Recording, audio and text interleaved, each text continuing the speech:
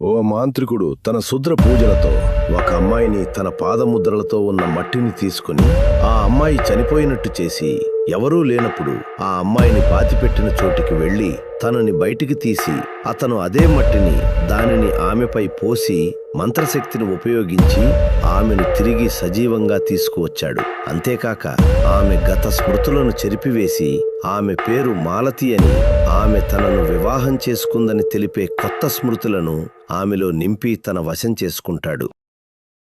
ఈ కథ పేరు వశీకరణం. ఈ కథ వాస్తవ సంఘటనల ఆధారంగా రూపొందించబడింది. ఈ కథలోని ప్రధాన పాత్రల పేర్లు రాఘవ్, తులసి మరియు నాథ్. కథ ముందుకు సాగుతున్న కొద్దీ ఇతర పాత్రల గురించి కూడా మీకు మరింత తెలుస్తుంది.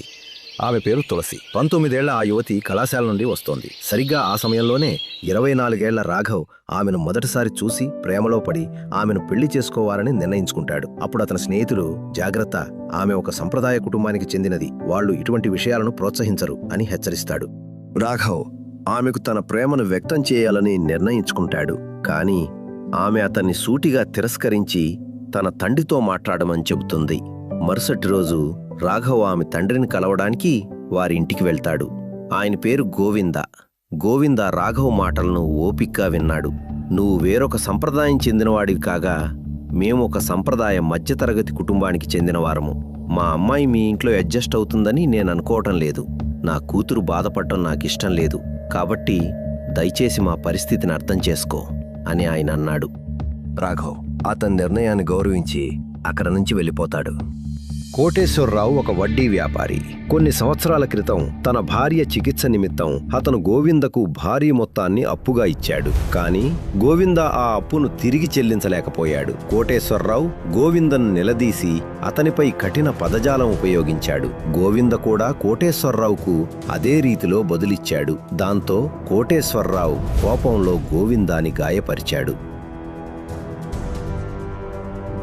అదృష్టవశాత్తు రాఘవ్ రంగాల్లోకి దిగి కోటేశ్వరరావుకు డబ్బు చెల్లించి గోవిందను కొట్టినందుకు అతనికి క్షమాపణ చెప్పించి రాఘవ్ అక్కడి నుంచి వెళ్ళిపోతాడు. ఆ రోజు రాత్రి తులసి వాళ్ళ నాన్నతో రాఘవ్ చేసిన సహాయం గురించి ఆమె తండ్రి గోవింద్తో చర్చించింది. రాఘవ్ ఆ మొత్తాన్ని చెల్లించి కనీసం వెనక్కి కూడా తిరిగి చూడకుండా వెళ్ళిపోయాడు. అతను మీ నిర్ణయానికి గౌరవం ఇచ్చాడు అని తులసి చెప్పింది. గోవింద్ ఈ అవకాశాన్ని వదులుకోకూడదని అనుకుంటాడు. మరుసటి ఉదయం గోవింద రాఘవ్ ఇంటికి వెళ్లి తన కుమార్తెను పెళ్లి చేసుకుంటావా అని అడుగుతాడు. రాఘవ్ అందుకు అంగీకరిస్తాడు. కుటుంబ సభ్యులు మరియు గ్రామస్తుల నడుమ రాఘవ్ మరియు తులసి హిందూ సంప్రదాయం పద్ధతిలో వివాహం చేసుకున్నారు.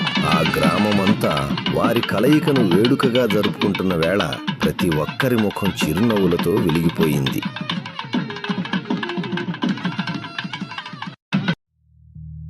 నాథ్ అనే వ్యక్తి ఈ కథలోకి ప్రవేశిస్తాడు. అందరికీ అతను కేవలం ఒక బిచ్చగాడు మాత్రమే, అపరిచితుల దయపై బతికే ఒక నిస్వర వ్యక్తి. కానీ కొంతమందికే తెలుసు అతని అసలు రూపం. గుడి నుండి ఇంటికి తిరిగి వస్తున్న తులసి ఒక బిచ్చగాడిని చూసింది. ఆమె అతని ముందు ఆహారం ఉంచి ఇలా అంది, కడుపు నిండా తిను బాబా. అతను తలెత్తి చూశాడు. ఆ బిచ్చగాడికి తిరిగి రావటానికి ఒక కారణం దొరికింది. తులసి ఎక్కడికి వెళ్తే అతను అక్కడికే వెళ్ళేవాడు. ఒక ఉదయం పని మనిషి రావడానికి ఆలస్యమైంది. ఆ బిచ్చగాడు అరవడం మొదలుపెట్టాడు. ఇంట్లోపల ఉన్న మీరా తనే స్వయంగా పళ్ళెన్ని తీసుకుని వచ్చింది. ఆ బిచ్చగాడు ఆశీర్వదించే నెపంతో అతను ఆమెను తాకాడు. సరిగ్గా ఆ క్షణంలోనే ఆమె భర్త రాఘవ్ బయటకు వచ్చి తులసి ఇబ్బంది పడటం చూశాడు. ఆ రాత్రి రాఘవ్ సహనం పూర్తిగా నశించిపోయింది. గత వారం తులసి గుడి నుండి తిరిగి వస్తుండగా నాథ్ ఆమెను సమీపించడానికి ప్రయత్నించటం తాను గమనించానని రాఘవ్ స్నేహితుడు అరుణ్ అతనికి చెప్పాడు. వెన్నెల వెలుగులో రాఘవ్ మరియు అతని స్నేహితులు ఆ బిచ్చగాడిని నిలదీయగా మీరా మరికొన్ని వారాల్లో మరణిస్తుందని అతను చెప్పాడు. రాఘవ్ దీనికి వివరణ కోరగా ఆ బిచ్చగాడు మౌనంగా ఉండిపోయాడు. ఆగ్రహించిన రాఘవ్ అతన్ని కొట్టాడు. అతని వస్త్రాలన్నీ రక్తంతో తడిసిపోయేంత వరకు అతన్ని చితకబాదారు. అతను చనిపోయాడని భావించి వారు అతని శరీరాన్ని నది వద్దకు ఈడ్చుకెళ్లి అందులో విసిరేశారు. కొన్ని వారాల తర్వాత తులసి అనారోగ్యం పాలవడం మొదలైంది. ఆమె నవ్వు మసకబారింది. కళ్ళు కాంతిహీనమయ్యాయి. రాఘవ్ వైద్యులను, రోగాలను నయం చేసేవారిని పిలిచాడు. ఏదీ ఫలించలేదు. ఒక ఉదయం ఆమె శ్వాస తీసుకోవడం ఆపేసింది. రాఘవ్ ఊహించలేకపోయాడు ఇలా అవుతుందని. గ్రామ పొలిమేరలోని మర్రి చెట్టు కింద వారు ఆమెను సమాధి చేశారు. రాఘవ్ తీవ్రంగా కృంగిపోయాడు. కొన్ని నెలలు గడిచాయి. గ్రామానికి దూరంగా ఒక పట్టణం శివార్లలోని మురికివాడలో మాలతి అనే ఒక మహిళ కనిపించింది. ఆమె రైలు పట్టాల దగ్గర ఒక చిన్న గుడిసెలో ఉండేది. ప్రతి రాత్రి తెల్లవారడానికి సరిగ్గా ముందు ఒక వ్యక్తి ఇంటికి తిరిగి వచ్చేవాడు. అతను ఎవరితోనూ మాట్లాడేవాడు కాదు. అతని ముఖం కనిపించేది కాదు.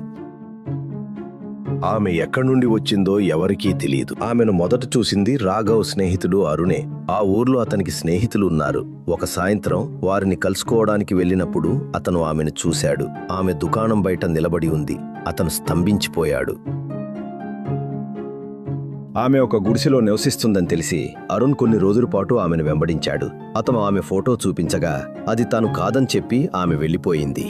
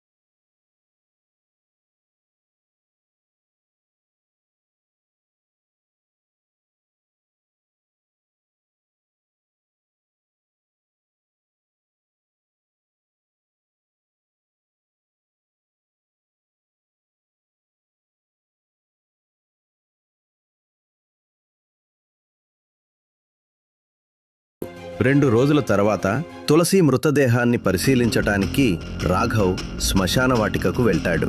కానీ 4 నెలల క్రితం వారు పాతిపెట్టిన చోట ఏమీ ఉండదు. దాంతో ఆమె ఖచ్చితంగా తులసే అని అతను నిర్ధారించుకుంటాడు. కొన్ని వారాల్లోనే తులసి మరణిస్తుందని నాద్ చెప్పడం, అలాగే నాద్ అదృశ్యం కావడంతో గ్రామ పెద్ద అయిన రాజ్ తీవ్రంగా ఆందోళన చెందడం రాఘవ్కి గుర్తొస్తోంది. ఇదే రాఘవ్ ప్రశ్నిస్తాడు. మొదట గ్రామ పెద్ద తడబడతాడు. కాని రాఘవ్ అతన్ని బెదిరించడంతో నాద్ను తానే గ్రామానికి తీసుకువచ్చానని, క్షుద్ర విద్యలో నిపుణుడైన నాథ్ ఒక ప్రధాన వర్గం నుండి మద్దతు లేకపోయినప్పటికీ ఎన్నికలలో గెలవడానికి అతనికి సహాయం చేశాడు. ఇప్పుడు ఫ్లాష్ బ్యాక్కి వెళ్దాం.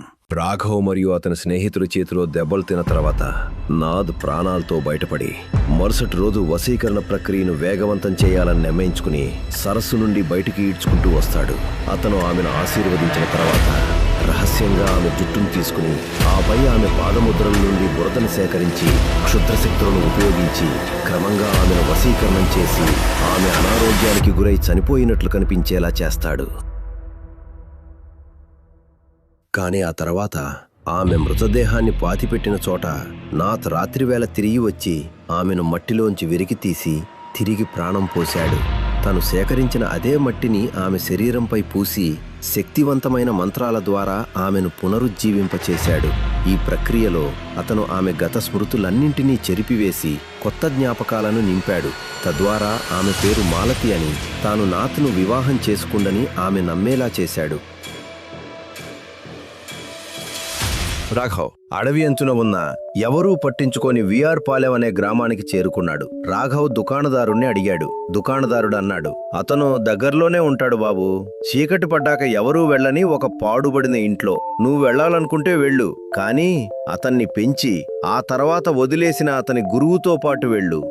రాఘవ్ అడవిలో గోపి కోసం వెతికి ఒక చిన్న గుడిసెలో ఆయన ధ్యానం చేస్తూ ఉండగా కనుగొంటాడు. మొదట్లో గోపి ఎటువంటి ఆసక్తి చూపించడు. కానీ రాఘవ్ తన కథను వివరించిన తర్వాత సహాయం చేయడానికి అంగీకరిస్తాడు. నాథ్ను కేవలం అగ్ని ద్వారా మాత్రమే ఓడించగలమని ఆయన వెల్లడిస్తూ రాఘవ్కు 2 పవిత్ర దారాలను ఇస్తాడు. ఒకటి రాఘవ్ తనకి కట్టుకోవడానికి, మరొకటి తులసికి కట్టడానికి. రాఘవ్ ఆ నిర్మానుష్యమైన ఇంటికి వెళ్తాడు. అక్కడ అతను తులసిని చూస్తాడు. అతను ఆమెను తులసి అని పేరు పెట్టి పిలిచాడు. ఆమె అతని వైపు శూన్యంగా చూస్తూ ఆపై మెల్లగా ఇలా అంది, మీరెవరు? మీరిక్కడ ఉండకూడదు. మా వారు త్వరలోనే ఇంటికి వస్తారు. రాఘవ్ బదిలిచ్చేలోపే నాథ్ ఇంటి లోపలికి వస్తాడు. నాథ్ మెల్లిగా ఇంట్లోకి వస్తూ ఇలా అంటాడు, నన్ను వెతికి పట్టుకోవడానికి నీకెంత సమయం పడుతుందో అని నేను ఆలోచించాను. రాఘవ్ గొంతు కోపంతో వణికింది. నువ్వు ఆమెనేం చేశావు? నాథ్, ఆమెకిక నీ ప్రపంచం గుర్తులేదు. నేను ఆమెను నా సొంతం చేసుకున్నాను. రాఘవ్ ఆమెకు ఆ పవిత్ర దారాన్ని బలవంతంగా కట్టడానికి ప్రయత్నిస్తాడు. తులసి శ్వాస వేగపడింది. ఆమె చెంపపై నుండి ఒక కన్నీటి బొట్టు జారింది. ఆమె కళ్ళల్లో ఒక జ్ఞాపకపు మెరుపు. భయంతో నాథ్ గొంతు వణికింది. వద్దు, వాడి మాటలు వినకు. తులసికి ఏమీ అర్థం కాదు, కానీ తులసికి ఏదో గుర్తుకొచ్చినట్టు అనిపిస్తోంది. నాథ్ మంత్రోచ్చారణ ప్రారంభించాడు. వశీకరణ మంత్రపు లయ గోడల నిండా ప్రతిధ్వనిస్తోంది. గదిలోని దీపాలు ఒక్కసారిగా ప్రజ్వలించాయి. గోపి రాఘవ్తో చెప్పినట్లే తన జ్ఞాపకాలు మెరవటం మొదలయ్యాక తన శరీరం తట్టుకోలేదని, తాను శాశ్వతంగా విముక్తి అయిపోతుందని చెప్పాడు. చివరి ప్రయత్నంగా నాథ్ తన శక్తులను ప్రయోగించాడు, కానీ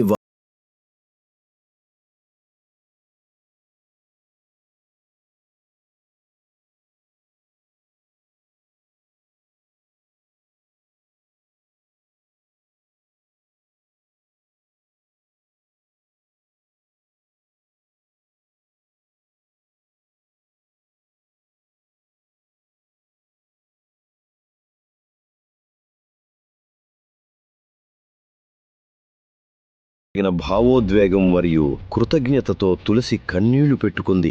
ఆమె రాఘవ్ వద్దకు పరుగెత్తుకెళ్లి స్పృహ కోసం పోరాడుతున్న అతడిని గట్టిగా పట్టుకుంది. అప్పటికే గాయపడి రాఘవ్ నేలపై కుప్పకూలి ఆమె చేతుల్లో నెమ్మదిగా స్పృహ కోల్పోయాడు. 2 రోజుల తర్వాత ఒక ఉదయపు సూర్యకిరణాల వెలుగులో ఎద్దుల బండిపైన దుమ్ముతో నిండిన రహదారిపై వారి సొంత ఊరి వైపుగా వెళ్లారు. తులసి తండ్రి గోవింద నమ్మలేనంత దిగ్భ్రాంతితో ముఖం పాలిపోయి తన ఇంటి నుండి పరుగున బయటికి వచ్చాడు. తులసి, నా తల్లి, ఇది ఎలా సాధ్యం?